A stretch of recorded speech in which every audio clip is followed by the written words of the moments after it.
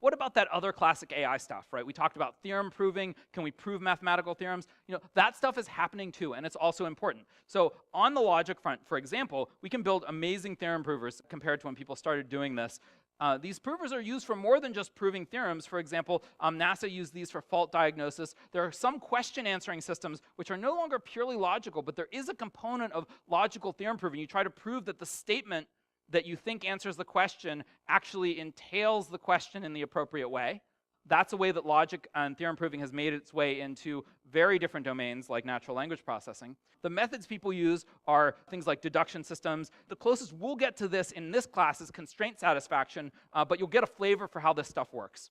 Also, it's worth pointing out that satisfiability solvers have had huge advances in the past decade and are now able to do really amazing things. What's shown here on the right is a proof of something called the Robbins conjecture. And you probably haven't heard the Robbins conjecture itself, but it was an open algebraic question, and there is a short human interpretable proof that a theorem prover chugged out that humans have been looking for a while. This is a case of you see it, and you're like, oh, yeah, that's right.